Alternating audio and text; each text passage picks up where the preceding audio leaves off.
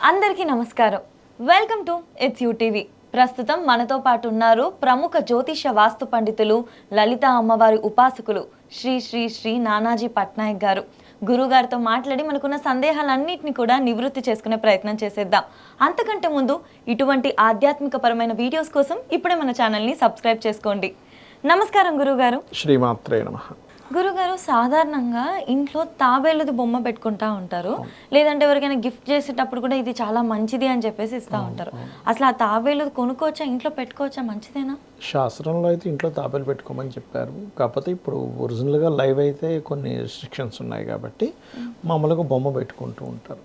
అసలు ఎందుకు పెట్టుకుంటారు అంటే దాని ఈశాన్య భాగంలో కానీ, వాయువ్యంలో కానీ, ఉత్తరంలో కానీ నీళ్లు ఒక వాటర్ దాంట్లో వేసి పెడుతూ ఉంటారు. ఓపికకి చిహ్నంగా చెప్తూ ఉంటారు తాబేలుని. మీరు చూడండి, తాబేలు కుందేలు కథ కూడా ఒకటి ఉంటుంది. అందులో ఓపికగా కంటిన్యూటీగా వెళ్ళడం. ఇంకోటి ఏంటంటే ఆది కూర్మము అంటూ ఉంటాం. అంటే మనం ఏదైనా ఒక పని చేసేటప్పుడు ఒక ఆధారం లేకపోతే అది స్టెబిలిటీ అనేటువంటిది ఉండదు. మనకి చూడండి, మన క్షీరసాగర మథనం అని చెప్పి మీరు వినే ఉంటారు.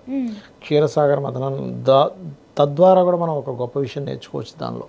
అదేమిటి అంటే చూడండి, అమృతం కావాలి. అమృతము కావాలి అన్నప్పుడు అంటే ప్రతి మనిషికి ఒక సక్సెస్ కావాలి అనుకుందాం కాసేపు.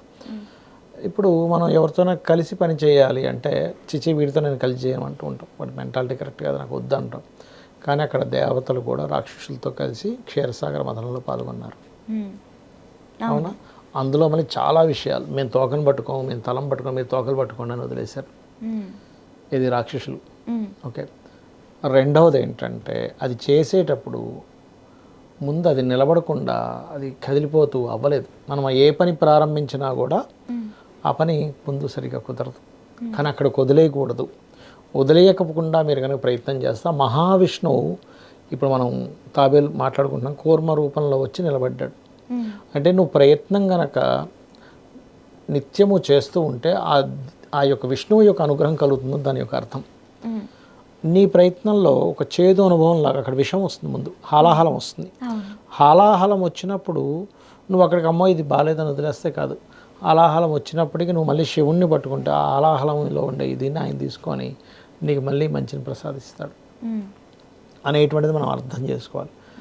మరలా హాలాహలం వచ్చిన తర్వాత శివుడు దాన్ని గరణంలో పెట్టుకున్నాక మళ్ళీ మనం ప్రయత్నం అంటే మన లైఫ్కి దానికి సంబంధం ఉంటుంది. ఏమిటది? మనం చూడండి, చాలా బిజినెస్ పెడతాం, ఆ వీళ్ళతో మనం ఎక్కడ కలిసి చేస్తాం, వదిలేస్తాం. అమ్మో ఇక్కడంతా చేదనుభవాలు అవుతున్నాయి, వదిలేస్తాం. కానీ వదలకుండా చేస్తూ ఉంటే నీ గోలు అమృతం. కానీ అక్కడ నీకు హాలాహలం తర్వాత వచ్చేది కల్పవృక్షం వస్తుంది, కామధేను వస్తుంది, లక్ష్మీదేవి వస్తుంది. కానీ అమ్మయ్య కల్పవృక్షం వచ్చింది కదా ఆపేసి చెట్టుని తీసుకుని వెళ్ళిపోతే అమృతం రాదు. అలాగే మనం కూడా చాలామంది ఏం చేస్తారంటే ఒక సక్సెస్ రూట్లో వెళ్ళేటప్పుడు సినిమా ఫీల్డ్లో ఇది బాగా కనిపిస్తుంది. కొంచెం సక్సెస్ రాగానే ఒక రకంగా ప్రవర్తిస్తారు, అక్కడికి ఆగిపోతుంది. కానీ ఎవరైతే నిరంతరము చేసుకుంటూ వెళ్తారో టాప్ హీరో అవుతారు. అలాగే అందులో కూడా ఏంటంటే నువ్వు నిత్యం అలా ప్రయత్నం చేస్తుంటే అమృతం అనేది లాస్ట్లో వస్తుంది. ఆ అమృతాన్ని స్వీకరించినప్పుడు మృతం లేకుండా ఉంటుంది. ఆ రకంగా నువ్వు చేసే ప్రతి పనిలో ఆటంకాలు ఉంటాయి. నువ్వు అందరితో కలిసి వర్క్ చేయాలి. నువ్వు గనక సంకల్పం బలంగా ఉంటే ఆ మహావిష్ణువే తాబేలు రూపంలో వచ్చి నిలబడతాడు అనే నీ యొక్క సంకల్ప బలానికి తోడయ్యేది తాబేలు యొక్క బొమ్మ. దాన్ని ఇంట్లో పెట్టుకోవాలి. అందుకే అని చెప్తూ ఉంటారు శాస్త్రంలో. మరలా నీ ధర్మంగా ఉంటే నీకు అమృతం లభిస్తుంది, నువ్వు అధర్మంగా రాక్షస బుద్ధితో ఉంటే అమృతం లభించదు అనడానికి మోహిని అవతారంలో వచ్చిన విష్ణువు. అంటే నువ్వు ఇంత చేసావు కానీ నీకు లభించాలంటే భగవత్ అనుగ్రహం ఉంటేనే లభిస్తుంది, లేకపోతే లభించదు. నువ్వు ఇంత కష్టపడ్డావు కదా, లభించాలని రూల్ లేదు. ఇది 2 సార్లు అవుతుంది మనకి. 2 సార్లుగా చాలా ఉదాహరణలు ఉన్నాయి దీనికి. ఎలా అంటే అక్కడ మీకు లభించిన తర్వాత అమ్మో రాక్షసులకు కనుక అమృతం ఇస్తే ఇంకా వాళ్ళు మామూలు కాదని మోహిని రూపంలో వచ్చి రాక్షసులు వెళ్లకుండా చూసుకుంటుంది.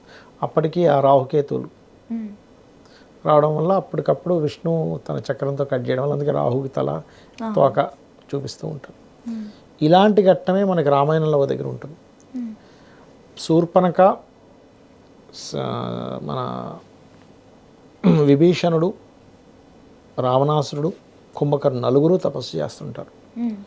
నలుగురు తపస్సు చేస్తుంటే ఒక్కొక్కరికి ఒక్కొక్క కోరిక కోరుకుంటారు బ్రహ్మగారిని తలుచుకొని. ముందు శూర్పణఖ ఏదో కోరిక కోరుకుంటుంది, అయిపోతుంది. దాని తర్వాత బ్రహ్మగారు మన రావణాసుడిని ప్రత్యక్షం అవుతాడు. రావణాసుడు నాకు అసలు చావే లేకుండా చేయాలంటే అది కుదరదు, నీకు అసలు అలా ఉండదు, ఎగ్జంప్షన్స్ కోరుకో అంటే నరుడు వానరుడు మినహాయింపే ఎవరితోనైనా, ఎందుకంటే వాళ్ళని చిన్న చూపుతో చూస్తాడు. మనం అక్కడ అర్థం చేసుకోవాల్సింది ఏంటంటే మనం దేన్ని చిన్న చూపుతో చూడకూడదు. అదే రూపంలో రామావతారంలో వచ్చాడుగా. మరి ఇక్కడ నీకు ఇవ్వనటువంటి ఇది విభీషణుడు కూడా తపస్సు చేస్తాడు. అడిగినప్పుడు ఏం కావాలంటే నేను జీవితాంతం ధర్మబద్ధంగా జీవించేలాగా, నాకు ఎలాంటి కష్టంలో అయినా నేను ధర్మాన్ని వదలకూడదు అంటాడు.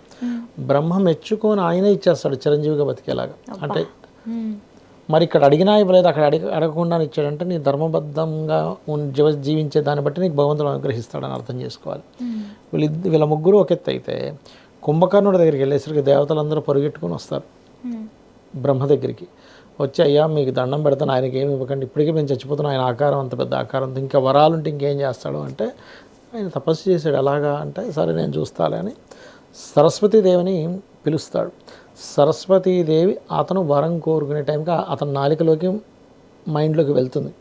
వెళ్ళి ఏదో కోరిక కోరుకోవాల్సింది, నేను ఎప్పుడు నిద్రపోయేలా చూడు స్వామి అని కోరుకుంటాడు. అయ్యో, మరి అలాంటి శుభ్రంగా నిద్రపోతాడు. అంటే దీన్ని బట్టి మీరు అర్థం చేసుకోవాల్సింది ఏంటి, ఇక్కడ మీరు ఒక ప్రయత్నం నిరంతరంగా చేసేటప్పుడు అదే విష్ణువు తాబేలు రూపంలో వచ్చి నిలబడ్డాడు మీ ప్రయత్నం నిరాటంకరంగా సాగడానికి. దానికి ప్రతీకగా ఇంట్లో కూర్మం పెట్టుకోవాలి. మీరు ధర్మబద్ధంగా ఉంటేనే అమృతం లభిస్తుంది. అందరితో మీరు కలిసి పనిచేయాల్సి వస్తుంది, మధ్యలో ఎన్నో వస్తుంటాయి, అయినా సరే మీరు పనిచేస్తేనే మీకు అమృతం లభిస్తుంది. మీరు ధర్మబద్ధంగా ఉంటేనే దేవత కూడా మీరు అడగకుండానే వరం ఇస్తాడు. ధర్మబద్ధంగా లేకపోతే అడిగినా సరే ఇవ్వడం అనే విషయాన్ని మనం అర్థం చేసుకోగలగాలి. అయితే ఇంట్లో దీన్ని ఈ తాబేలు పెట్టుకునేటప్పుడు దీన్ని చాలామంది ఎంత సైజు పెట్టుకోవాలి అడుగుతుంటారు. ఎంత సైజు అయినా పర్లేదు. కాకపోతే మనం అర్థం చేసుకోవాల్సింది ఏంటంటే దాన్ని చూసినప్పుడల్లా నిరంతర ప్రయత్నం చేయాలి కదా అనే థాట్ రావాలి మనం దాన్ని చూసినప్పుడు. తాబేలు కుందేలు కథలో అదే కదా, నిరంతర ప్రయత్నం నిరంతరం చేయాలి. ఇది ఒకరోజు చేసి ఆపేసి ఇంకో రోజు మళ్ళీ చేసి ఆపేస్తే అది ఫలించదు అనే భావన మనం కలగడం కోసం దానికి చిహ్నంగా పెట్టుకుంటారు. Slow and steady win the race అంటూ ఉంటారు. అట్లా అన్నమాట. ఇది ఏ మెటల్తో పెట్టుకోవాలి ఏంటి అని ఏమైనా ఉంటుంది? అదేం లేదమ్మా, ఏ మెటల్తో అయినా పెట్టుకోవచ్చు. అది చాలామంది ఏంటంటే ఉత్తరం వైపు ముఖం పెట్టాలా, తూర్పు వైపు ముఖం పెట్టాలా అంటూ ఉంటారు. ఎటైనా పెట్టచ్చు, ముఖం తూర్పు పెట్టచ్చు, ఉత్తరం పెట్టచ్చు. ఇంటి యొక్క మధ్య దీన్ని కూడా చూడొచ్చు. మనకు వాస్తులో ఏంటంటే ఒక్కొక్క వస్తువుకు ఒక్కొక్క ప్రాధాన్యత ఇచ్చారు. ఆ రకంగా ఏంటంటే దీన్ని ఎలా అంటే ఇప్పుడు ఏదైనా సరే ఒక నిదానంగా ఒక సిస్టమేటిక్గా వెళ్ళాలనుకున్నప్పుడు ఆ ప్రదేశంలో పెడుతూ ఉంటారు. అంటే ఎలా అంటే ఇప్పుడు ఇంట్లో ఉండే ఫ్యామిలీలో అందరికీ చాలా గందరగోళంగా ఉందనుకుంటే తూర్పులో పెడతారు కొంతమంది. ఆలోచన విధానం ఒక సిస్టమేటిక్గా చేయాలనుకుంటున్నాం, ఒక పూజ ఏదైనా ఈశాన్యంలో పెడతారు. లేకపోతే ఒక సిస్టమేటిక్గా నా యొక్క సంపద పెరగాలన్నప్పుడు ఉత్తరంలో పెడతారు. ఇలా రకరకాల్లో మెంటల్గా బాగా డిస్టర్బెన్స్ ఉందన్నప్పుడు అదే తాబేలు బొమ్మను వాయువుల్లో పెడతారు. అలా రకరకాలుగా ఉంటుంది. అంటే వాస్తు శాస్త్రం పరంగా మనకి ఏ దిక్కున పెడితే ఎటువంటి ఫలితాలు వస్తాయి అనేది కూడా ఉంటుంది. సైజెస్ కానీ మెటల్ ఏంటి అనేది కూడా సందేహాలు అక్కర్లేదు, ఏదైనా పెట్టుకోవచ్చు. చాలా చక్కగా వివరించారు గురుగారు, ధన్యవాదాలు. శ్రీమాత్రే నమః.